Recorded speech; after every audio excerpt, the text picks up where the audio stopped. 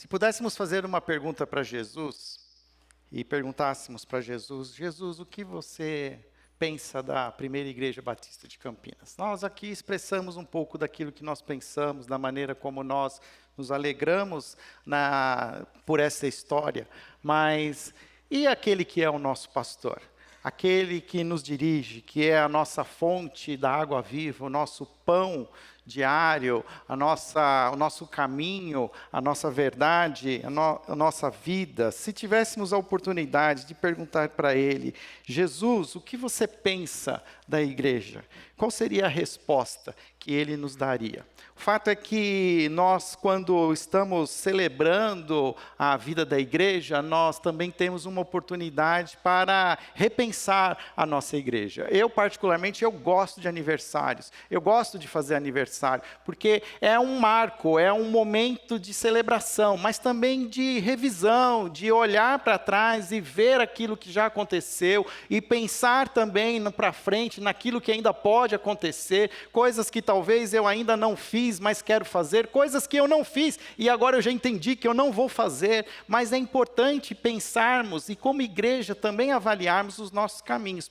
Portanto, durante todo esse mês, sempre estaremos aqui também fazendo essa pergunta: Jesus, o que você pensa da igreja? O que o Senhor pensa, para nós? E quando eu faço essa pergunta, eu lembro do livro de Apocalipse. Apocalipse, para alguns, é um livro que traz medo. Eu acredito que muitos de nós têm aprendido o significado de Apocalipse pelos filmes da TV, porque usa-se o termo apocalipse de uma maneira errônea, equivocada, como se fosse algo ruim, algo que gera destruição, gera morte. Então eu sei que muitos de nós aprendem teologia pela televisão, pelas séries, e essa é a pior fonte de teologia que nós podemos ter.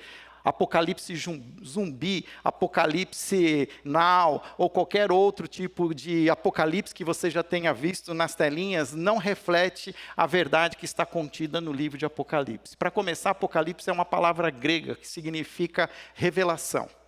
Talvez a língua inglesa tenha sido mais feliz, porque traduz a palavra e traz o título ao livro de revelação, que seria a ideia por trás da palavra Apocalipse. Abra sua Bíblia no livro, então, de Apocalipse, no último livro da Bíblia, no capítulo 1. Hoje nós vamos ler o capítulo 1 de Apocalipse, entender um pouco mais e começar a buscar esta resposta. O que Jesus pensa da igreja? Diz lá, então, no capítulo 1, versículo 1 de Apocalipse: revelação de Jesus Cristo, que Deus lhe deu para mostrar a seus servos os acontecimentos que ocorrerão em breve. Ele enviou um anjo para apresentá-la a seu servo João, que relatou fielmente tudo o que viu. Este é o seu relato da palavra de Deus e do testemunho de Jesus Cristo. Feliz é aquele que lê as palavras desta profecia, e felizes são aqueles que ouvem sua mensagem e obedecem ao que ela diz, pois o tempo está próximo. Eu, João, escrevo a 7 igrejas na província da Ásia. Graça e paz a vocês da parte daquele que é, que era e que ainda virá, dos 7 espíritos que estão diante do seu trono e de Jesus Cristo. Ele é a testemunha fiel destas coisas, o primeiro a ressuscitar dos mortos e o governante de todos os reis da terra. Toda a glória seja aquele que nos ama e nos libertou de nossos pecados por meio de seu sangue. Ele fez de nós um reino de sacerdotes para Deus seu Pai. A ele sejam a glória e o poder para todos sempre. Amém. Vejam, ele vem com as nuvens do céu e todos o verão, até mesmo aqueles que o transpassaram, e todas as nações da terra se lamentarão por causa dele. Sim, amém. Eu sou o Alfa e o Ômega, diz o Senhor Deus. Eu sou aquele que é, que era e que ainda virá, o Todo-Poderoso. Eu, João, irmão e companheiro de vocês no sofrimento, no reino e na perseverança, para a qual Jesus nos chama, estava exilado na ilha de Patmos, por pregar a palavra de Deus e testemunhar a respeito de Jesus. Era o dia do Senhor, e me vi tomado pelo Espírito. De repente, ouvi atrás de mim uma forte voz, como um toque de trombeta. E a voz dizia: escreva num livro tudo o que você vê. Envie-os às 7 igrejas, nas cidades de Éfeso, Esmirna, Pérgamo, Tiatira, Sardes, Filadélfia e Laodiceia. Quando me voltei para ver quem falava comigo, vi 7 candelabros de ouro, e em pé entre eles havia alguém semelhante ao Filho do Homem. Vestia um manto comprido, com uma faixa de ouro sobre o peito. A cabeça e os cabelos eram brancos como a lã e a neve, e os olhos como chamas de fogo. Os pés eram como bronze polido, refinado numa fornalha, e a voz ressoava como fortes ondas do mar. Na mão direita tinha 7 estrelas, e da sua boca saiu uma espada afiada de 2 lados. A face brilhava como o sol em todo o seu esplendor. Quando o vi, caí a seus pés como morto. Ele, porém, colocou a mão direita sobre mim e disse: não tenha medo. Eu sou o primeiro e o último, sou aquele que vive. Estive morto, mas agora vivo para todo sempre. E tenho as chaves da morte e do mundo dos mortos. Portanto, escreva o que viu, tanto as coisas que estão acontecendo agora, como as que acontecerão depois. Este é o significado do ministério das 7 estrelas, que você viu em minha mão direita, e dos 7 candelabros de ouro. As 7 estrelas são os anjos das 7 igrejas, e os 7 candelabros são as 7 igrejas. Senhor, ajuda-nos a entender também agora o Teu texto, que o Teu Espírito Santo nos dê esse discernimento, iluminando os nossos corações, para entender, Senhor, a Tua vontade e a gravemos em nossos corações. Ajuda-nos, Senhor, neste momento, em nome de Jesus. Amém. Se queremos ter uma igreja renovada, se nós queremos que a igreja ela tenha uma visão renovada, uma nova, um renovo, um avivamento, nós precisamos primeiro ter uma nova visão de quem é Jesus. Todo problema da igreja, que nós chamamos, nos termos teológicos de problemas eclesiásticos, na verdade, são fundamentalmente problemas cristológicos, porque é uma maneira equivocada muitas vezes como a gente enxerga Jesus. Se nós tivermos uma visão correta de Jesus, a vida da igreja também vai ter uma prática mais correta, mais pura, mais alinhada com os propósitos do Senhor. O livro de Apocalipse, ele é um livro oportuno para qualquer momento. Momentos como os que nós estamos vivendo nos dias de hoje, momentos de eleições, momentos de expectativa sobre como será o nosso futuro em 2023, mas é também necessário para aqueles que vivem a igreja de Cristo. 60 anos depois da ressurreição e ascensão de Cristo aos céus, a igreja dele já estava mais parecida com o seu contexto local do que com o seu próprio mestre. Foi necessário que Jesus Cristo se revelasse ao apóstolo João, ainda o último sobrevivente dos 12 apóstolos, e Jesus se revelasse para trazer uma mensagem ainda àquelas igrejas que 60 anos depois ainda estavam de alguma maneira mais distantes do que deveriam do caminho de Cristo. E se aquelas igrejas, para elas bastaram 60 anos, imagina para nós que já estamos há 120 anos. Quanto que talvez pode ser oportuno para nós repensarmos os nossos caminhos à luz das revelações de Jesus Cristo. Por isso, o texto de Apocalipse e o primeiro capítulo, ele é essencial para a vida da igreja. Toda igreja precisa ler e revisitar esse texto, porque ele é, como o nome diz, e o início do texto, é a revelação de quem é Jesus. O meu pai trabalhou numa empresa chamada Kodak. Vocês já conheceram. Quem é da minha idade sabe como era feita antigamente a captação das imagens. Era um processo químico, que você tirava as fotos, você tinha os rolinhos, 35 poses, 36 poses, 24 poses, e depois você tinha que entregar para um laboratório fotográfico, fazer o que a gente chamava do quê? A revelação.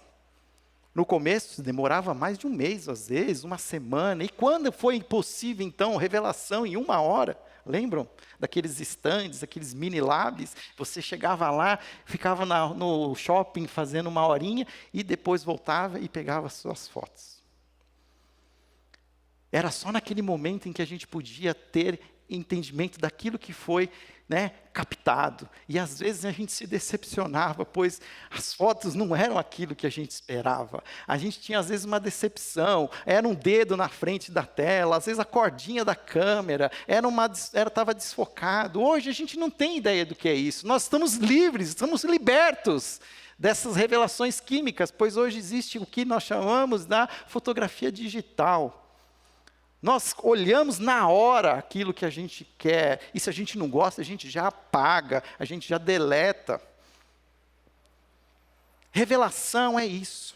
Revelação é algo que estava encoberto e que foi revelado. É como se tirasse aquilo que cobria algo que vai então ser nos mostrado. Apocalipse tem esse papel de mostrar para a igreja hoje aquilo que já foi planejado, que está sendo executado, que já é uma realidade e que está acontecendo. E se você não se debruça sobre o livro de Apocalipse, você se torna uma pessoa ignorante sobre aquilo que está acontecendo hoje.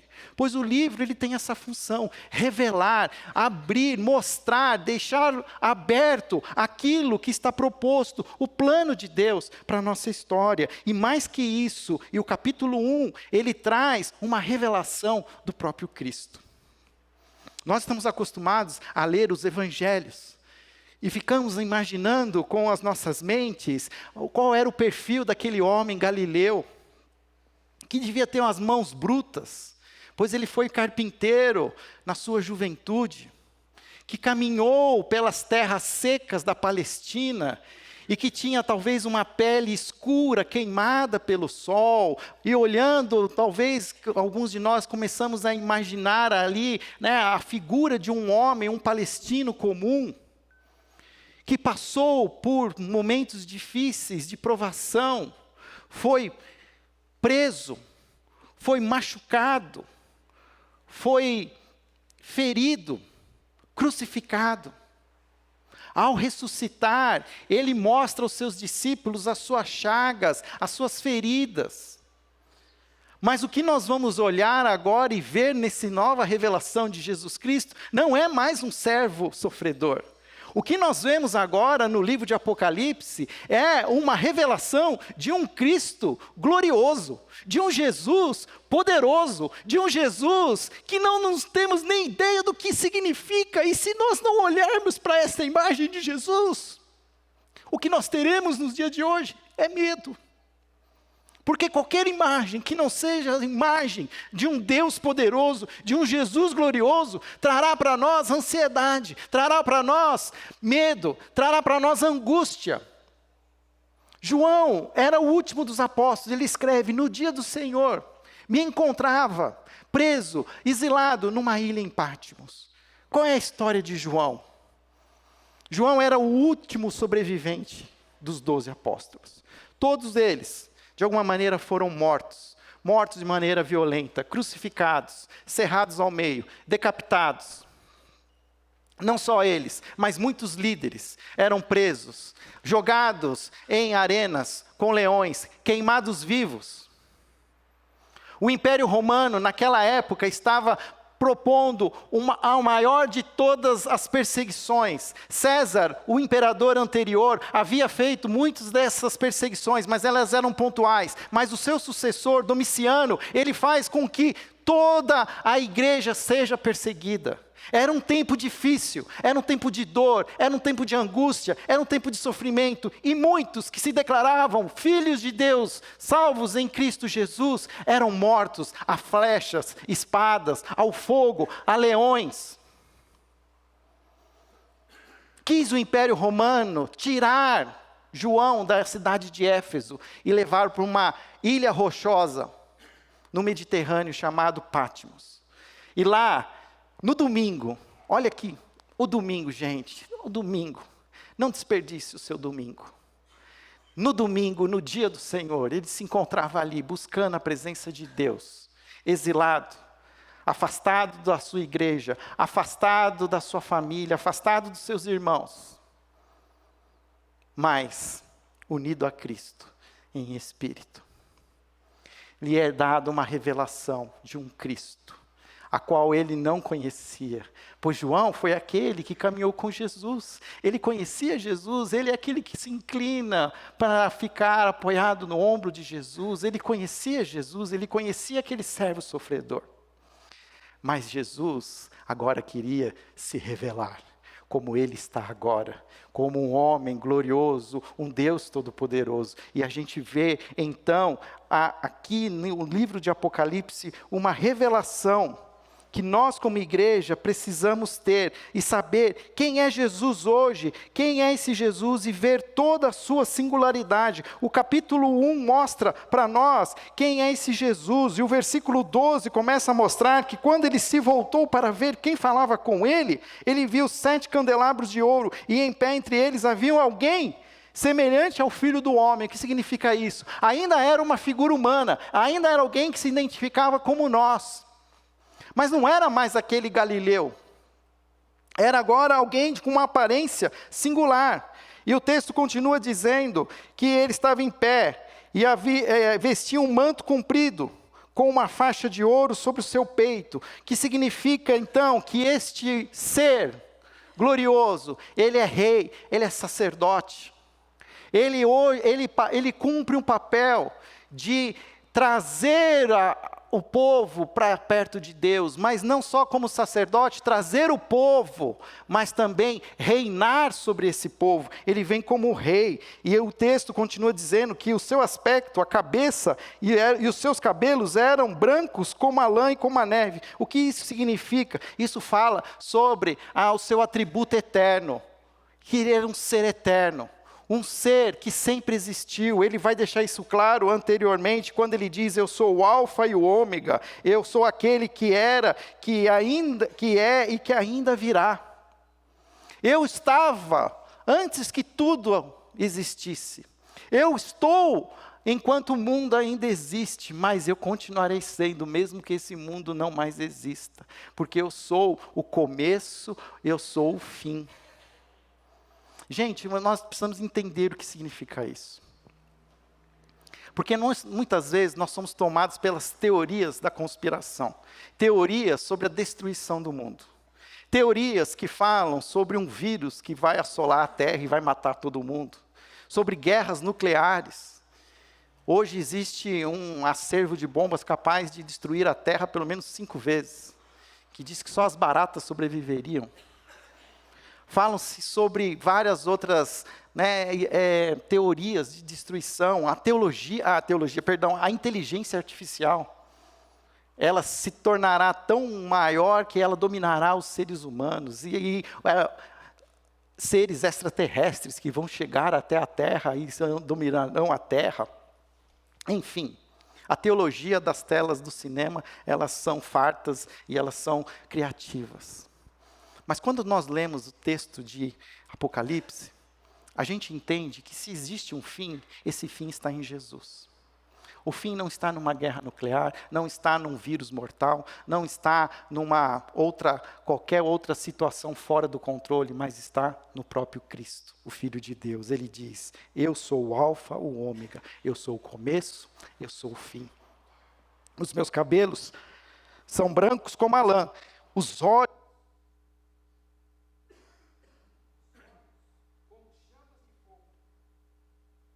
O que significa os olhos como chamas de fogo?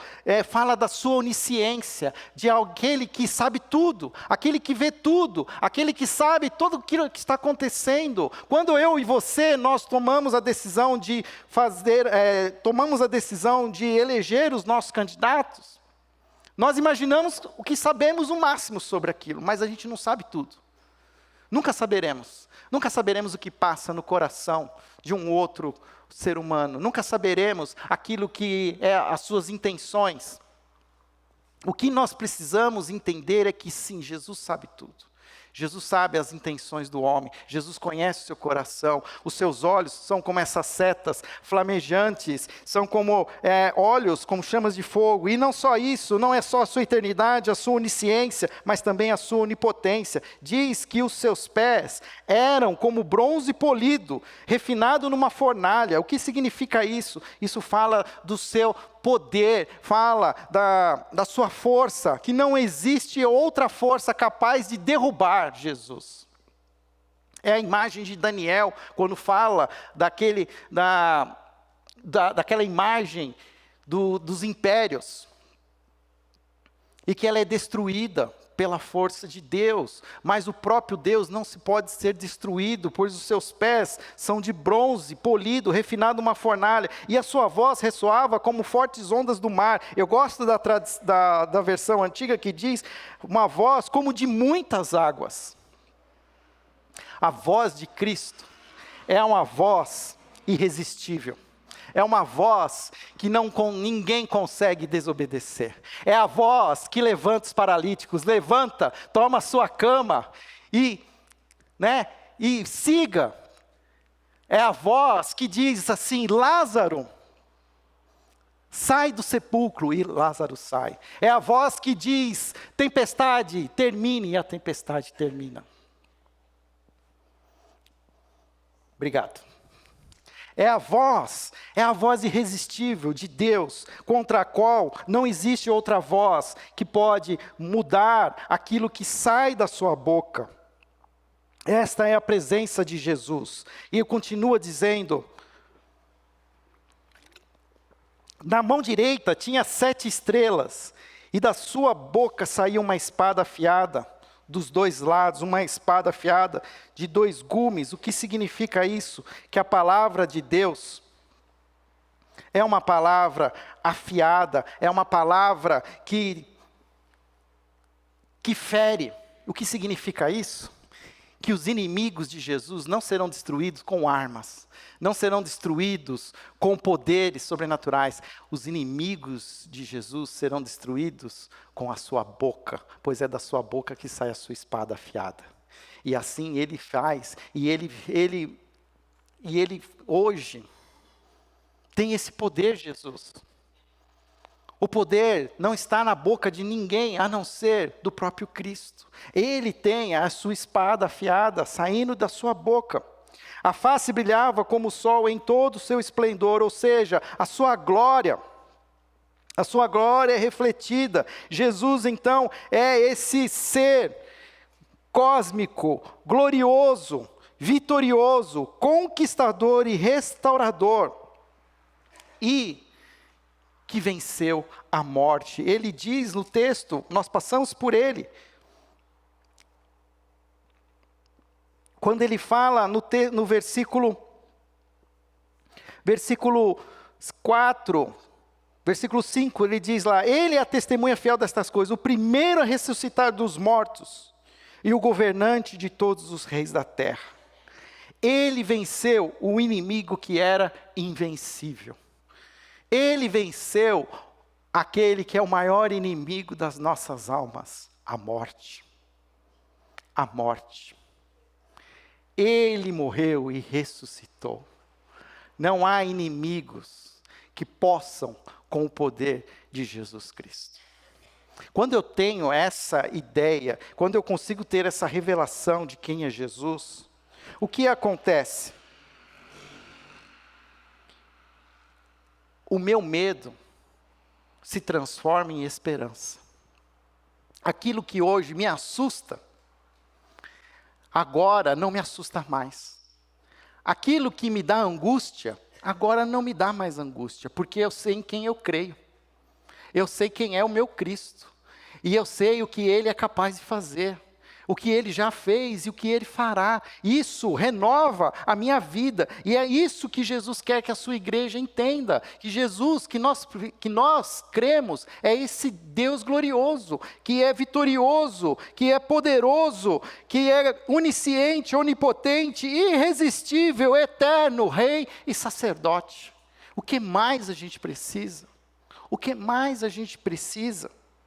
Assim como nós entendemos a singularidade de Jesus, nós precisamos ver aquilo que Ele faz, porque até agora eu só falei o que Ele é. Mas o que Ele faz? O texto deixa claro que Ele nos ama. O texto diz no final do versículo 5, toda a glória seja aquele que nos ama, e porque Ele nos ama, Ele nos libertou dos nossos pecados por meio do seu sangue. Ele fez de nós um reino de sacerdotes para Deus. Por que Jesus fez? Jesus, Ele nos ama. Percebe que é um pronome na primeira pessoa do plural?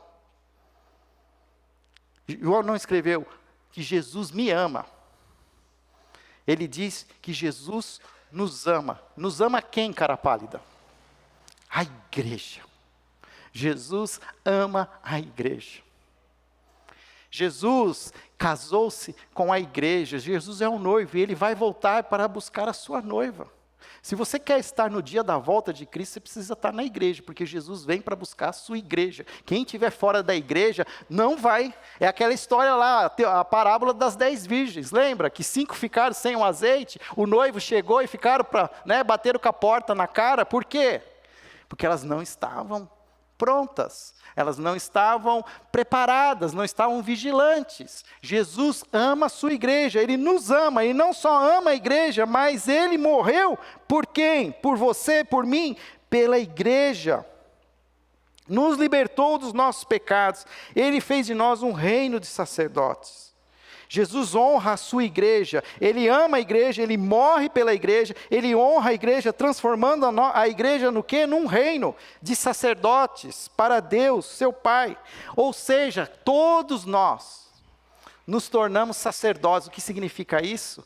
Temos a oportunidade de estar diante de Deus, de levar as nossas próprias orações a Deus. O que fazia o sacerdote no Antigo Testamento? Ele era o intermediário entre as orações do povo e o próprio Deus. Era só ele que entrava no Santo dos Santos. Agora o que acontece é que quem é os sacerdotes? A igreja. A igreja é o que levam as orações a Deus. É a igreja que se ajoelha e clama pela intervenção de Deus. A igreja é empoderada. Quando nós estamos falando disso num dia como hoje, nós estamos hoje temos o dever cívico de escolher candidatos que serão empoderados. Mas eles não substituem a igreja. Eles não têm o papel da igreja. A igreja, ela é exclusiva, é o povo exclusivo de Deus. Ela é que reina com Deus. Ela reina com Cristo. Ela continuará viva. Homens passarão, mulheres passarão, mas a igreja continuará. Ela é escolhida por Deus. Por isso Jesus a ama tanto. E Jesus voltará para buscar a sua igreja. Ele diz lá, vejam, Ele vem com as nuvens do céu, e todos o verão, até mesmo aqueles que o transpassaram, e todas as nações da terra se lamentarão por causa dele. Sim, amém. Você já parou para pensar que o mundo já está pronto para a volta de Cristo? Que na década de 60, quando aconteceu o atentado ao presidente Kennedy, já havia câmeras filmando. Nem todos viram ao vivo, mas até hoje você consegue ver aquilo que aconteceu, porque alguém filmou. Quando as torres gêmeas foram destruídas, no dia aquele fatídico 11 de setembro, já era possível ver ao vivo. Quantos não viram aquela torre caindo? E você acha que tudo isso não é um cenário que já foi montado para a volta de Cristo? Quando diz que todo olho verá, é que já existem câmeras em todo lugar, em qualquer lugar que Jesus descer, Ele será visto, todo olho verá. Talvez nós não tínhamos consciência disso, mas o mundo está pronto para a volta de Cristo. O mundo está pronto para captar as imagens de Jesus. E Ele voltará. E quais são as implicações para mim e para você? Se primeiro nós conseguimos, através do capítulo 1, ver essa revelação de quem Jesus é e o que Jesus fez, a pergunta que fica agora é: o que isso implica na minha vida, na sua vida, na nossa vida como igreja, na vida da primeira igreja batista de Campinas? O texto diz lá, e ele é bem claro: Versículo 17: quando o vi, caí aos seus pés como um morto. E ele, porém, colocou a mão direita sobre mim e disse: não tenha medo. Eu sou o primeiro e o último, sou aquele que vive e estive morto, mas agora vivo para todos sempre. E tenho as chaves da morte e do mundo dos mortos. Primeiro, a igreja não precisa ter medo da vida. O fato é que a vida machuca. O fato é que cada face da nossa vida vai trazer as suas dores. O adolescente vai se machucar, vai ter as suas dores, as suas preocupações, a criança tem, o adulto tem, o veterano tem, a mulher tem, o homem tem. É parte da vida. A vida é isso. A vida é essa constante luta, essa angústia muitas vezes, mas nós não precisamos ter medo de viver. O que eu vejo é que depois dessa pandemia também, quantas pessoas hoje se tornaram mais medrosas? Eu entendo o coração, a sinceridade, né, de manter uma certa precaução, mas cuidado. A vida é para ser vivida. Nós não somos aqueles que se escondem.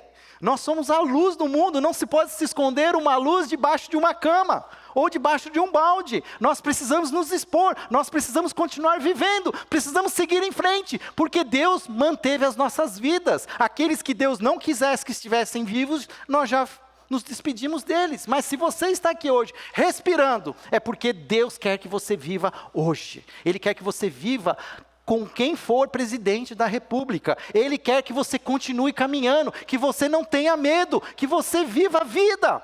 Ela vai trazer as suas angústias, os seus contratempos. Mas quem passou impune? Quantos a gente já não conhece que parece que não querem mais viver, estão se escondendo, perdendo a fé, perdendo a esperança. Não somos o povo que perde a esperança, não somos o povo que tem medo da vida. E também não somos o povo que tem medo de morrer. Nós não somos o povo que tem medo de morrer. Por quê? Porque o nosso Deus morreu e ressuscitou. E ele disse isso naquele dia em que ele trouxe Lázaro para a vida novamente, para Marta. Eu sou a ressurreição e a vida. Se você crê em mim, mesmo que morra, viverá. E ele ainda faz uma pergunta: você crê nisso? Ou nós cremos nisso, ou nós estamos desperdiçando a nossa fé. Porque a fé cristã é a fé que crê na ressurreição dos mortos. Uma igreja para os nossos dias é uma igreja que não tem medo da vida, mas também não tem medo da morte.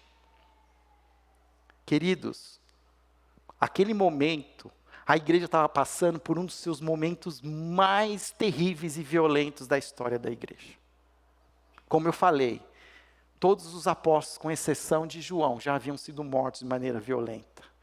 Aqueles que se declaravam cristãos eram perseguidos, eram tirados as suas posses, eram despejados, eram presos, eram enviados para a arena para serem comidos pelas feras. Mas a igreja não morreu. Se eu e você estamos aqui, é porque a igreja continua viva. Mesmo que você crendo em Cristo, mesmo que morra, viverá. Nada pode impedir o crescimento da igreja. E se você olha para alguns lugares onde a igreja foi perseguida, são lugares onde a igreja mais cresceu, mais se fortaleceu. Lógico, eu também sou de carne e osso. Eu não quero sofrimento. Ninguém quer o sofrimento. Nós temos um instinto de sobrevivência. Nós queremos fugir, queremos manter a nossa segurança. Mas independente daquilo que foge ao nosso controle, eu preciso continuar seguindo em frente, sem medo de morrer. Porque nós já conquistamos a eternidade. Então, o que nós precisamos? Quais são as implicações? A igreja não pode ter medo da morte, como também não pode ter medo da vida. E por último, a igreja não pode ter medo do futuro. A igreja não pode ter medo do futuro. Eu não estou no futuro, mas Jesus está no futuro. Eu não sei o que está acontecendo no futuro, mas Jesus já sabe o que vai acontecer no futuro. A igreja não tem medo do futuro. A igreja é uma igreja que confia, segue em frente, um dia de cada vez. Porque ela tem um Deus vivo que caminha com ela, o próprio Cristo. E diz, eis que estarei convosco todos os dias. Se tiver vírus assassino, eis que estarei convosco. Se tiver perseguição, eis que estarei convosco. Se tiver destruição em massa, eis que estarei convosco. Se tiver guerra nuclear, eis que estarei convosco. E antes que nós acabemos com nós mesmos, Ele vem. Ele vem. A última palavra nunca será da humanidade. A última palavra é de Jesus, o Cristo. E Ele está voltando. E Ele vem. E Ele vem. E virá nos céus. E todo olho verá. Por isso, nós precisamos viver os dias de hoje à luz dessa esperança. E o texto diz que feliz e abençoado é aquele que lê. Então, eu li, gente. Vocês não leram, mas eu li. Eu tomei posse da bênção. Leia você também. Leia e obedeça. Porque ele diz lá, aquele que lê estas palavras e aquele que ouve e as pratica, esse é o feliz, esse é o abençoado. É isso, gente, é isso. Vamos tomar posse pela fé. Vamos escolher os nossos candidatos. Alguns já escolheram. Eu ainda vou fazer isso, ainda agora à tarde. Mas isso é muito pequeno, perto daquilo que eu tenho de revelação, de quem é o meu Deus, de quem é Cristo, e como a história está sendo contada. Por isso eu sigo em frente, sem medo da vida, sem medo da morte, sem medo do futuro. Que a primeira igreja batista de Campinas seja uma igreja que reflita essas características. Uma igreja que não tem medo da vida, uma igreja que não tem medo da morte, uma igreja que não tem medo do futuro. E nós vamos celebrar a ceia, nós vamos trazer à memória esse sacrifício de Jesus, onde tudo começou. Porque a nossa história começou naquela cruz. Mas a história termina com esse Jesus glorioso, soberano, glorioso, onipotente, onisciente, vitorioso. A Ele nós servimos. E a Ele nós honramos e dedicamos as nossas vidas. Nos próximos domingos, nós vamos continuar ouvindo o que o livro de Apocalipse fala através da revelação do apóstolo para as igrejas. Como eu falei, as igrejas, elas estavam 60 anos depois mais parecidas com o seu contexto local do que com aquilo que Jesus queria que elas fossem. Então, aos domingos pela manhã, nós estaremos revisitando essas cartas, que são cartas que trazem características que uma igreja não pode deixar de ter. Como a igreja de Éfeso, que perde o seu primeiro amor, como a igreja de Laodiceia, que é uma igreja que sofre, como a igreja de Filadélfia, que é uma igreja que é uma porta aberta para aqueles que querem conhecer a Jesus. As cartas, na verdade, essas 7 cartas, elas têm por trás uma simbologia do que é completo, ou seja, que Jesus ama todas as igrejas. Qualquer igreja de Cristo é uma igreja amada, mas isso não significa que elas são boas, que elas estão vencendo, muitas vezes elas estão perdendo. Mas Jesus as ama. E Jesus as quer ver cada vez mais puras. E nós vamos revisitar esses textos nos próximos domingos. Mas agora eu quero convidar você a celebrar a ceia comigo. Se você já confessou a Jesus como seu Senhor e Salvador, se você já publicamente testemunhou da sua fé em Cristo, batizando-se em nome do Pai, do Filho e do Espírito Santo, eu te convido a ceiar comigo aqui agora. Nós vamos distribuir os cálices agora eles são descartáveis, já existe neles também o pãozinho. Carlos, você me ajuda com uma salva, Alexandre, você me ajuda com outra, por favor, pode distribuir para cada um da sua coluna, vou pedir também aqui, Léo 1, Léo 2, você vai tocar também. Então, quem pode ajudar? Eric, você ajuda também? Por favor. Rubens, por favor. Obrigado. Podemos cantar numa canção? Enquanto cantamos, a gente vai distribuindo E esta é uma oportunidade para você refletir aonde você está em tudo isso que eu falei. Porque a palavra fala da igreja. Onde você está com relação à igreja? Talvez você é alguém que hoje está desanimado com a igreja. Talvez você é alguém que hoje está machucado pela igreja. Talvez hoje você é alguém que está sem esperança na igreja. Mas saiba que a igreja vencerá. A igreja será resgatada pelo seu noivo. Não olhe para a igreja, porque a igreja, ela peca.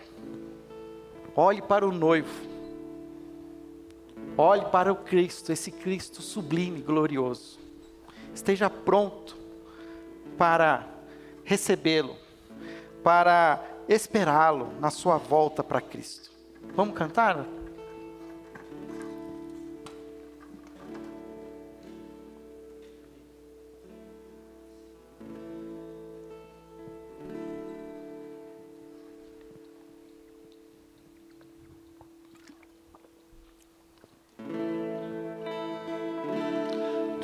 A luz que brilha sobre a escuridão, Tu és a paz que acalma todo o coração.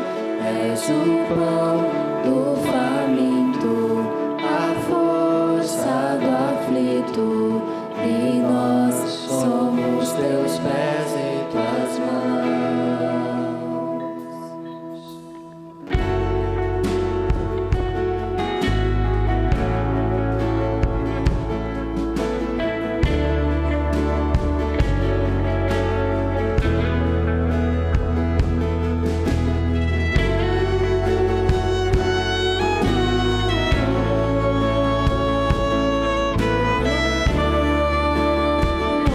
Coloque em pé. Somos Teu povo, a Tua igreja. A luz brilha sobre nós. O mesmo corpo, um só Espírito, um Senhor.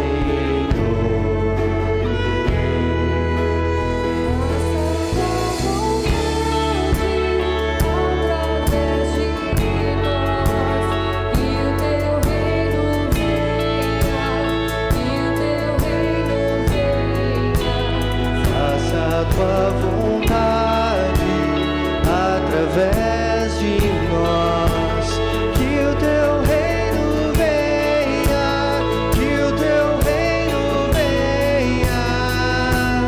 Tu és a luz que brilha sobre a escuridão, Tu és a paz que acalma todo o coração. És o pão do faminto, a força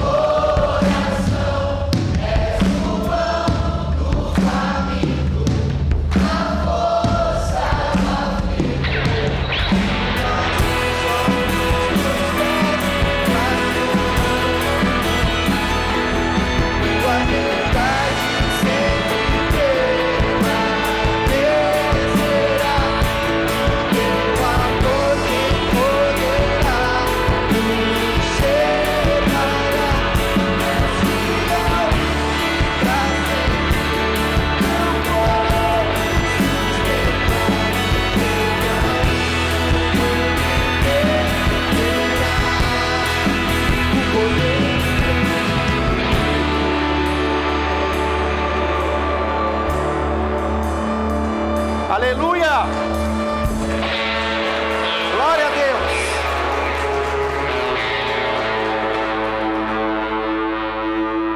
Você está entendendo o que o Espírito Santo está falando? Você está percebendo o quanto que nós precisamos olhar para esse Deus glorioso, esse Cristo que manifesta todo o seu poder e a sua glória? Nós não vamos ter medo da vida, nós não vamos ter medo da morte, nós não vamos ter medo do futuro.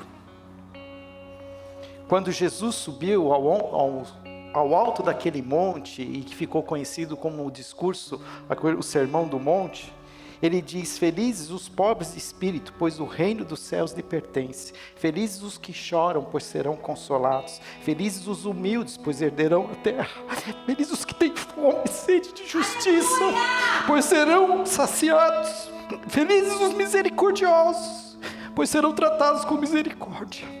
Felizes os que têm o coração puro, pois eles verão a Deus. Felizes os que promovem a paz, pois serão chamados filhos de Deus. Felizes os perseguidos por causa da justiça, pois o reino dos céus lhe pertence. Você crê nisso? Então eu te convido a tomar do pão, pois a igreja é convidada para participar do corpo. Nós somos o corpo de Cristo. As pessoas vão enxergar a Jesus através da sua igreja, através de mim e de você. Este é o meu corpo que é dado em favor de todos. Comam em memória de mim.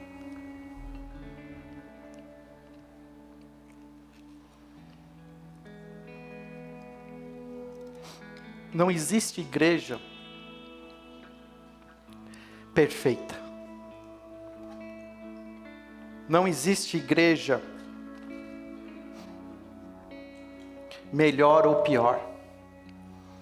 Existe uma igreja que é salva pelo sangue de Jesus. Uma igreja que foi resgatada pela força do amor de Deus, revelado no sangue. Sangue que é capaz de perdoar e nos purificar de toda injustiça. Por isso, nós celebramos a ceia e tomamos do cálice. Porque Jesus mesmo disse, esse compromisso, essa aliança que eu faço com vocês, eu banco ela. Ela é feita pelo meu sangue. O meu sangue. Bebam em memória de mim. Senhor, nós te louvamos. Te agradecemos e te adoramos. Jesus, o Cristo, Filho de Deus, tem misericórdia de nós. Senhor, queremos ser a igreja que o Senhor deseja para este tempo.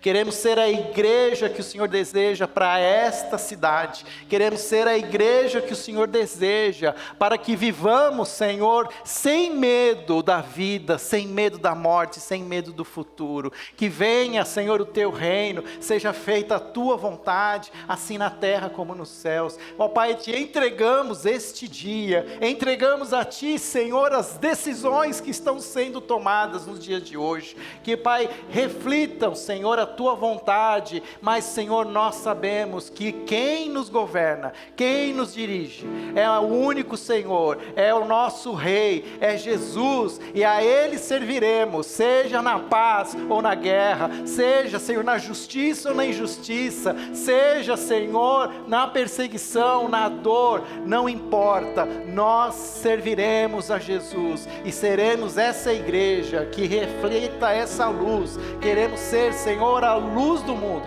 e o sal da terra. Visita, Senhor, a tua igreja, visita, Senhor, os nossos corações, derrama o seu Espírito Santo, Senhor, sobre nós, aviva as nossas almas, traz a nós a alegria, a esperança, e que juntos possamos te adorar e te engrandecer todos os dias das nossas vidas.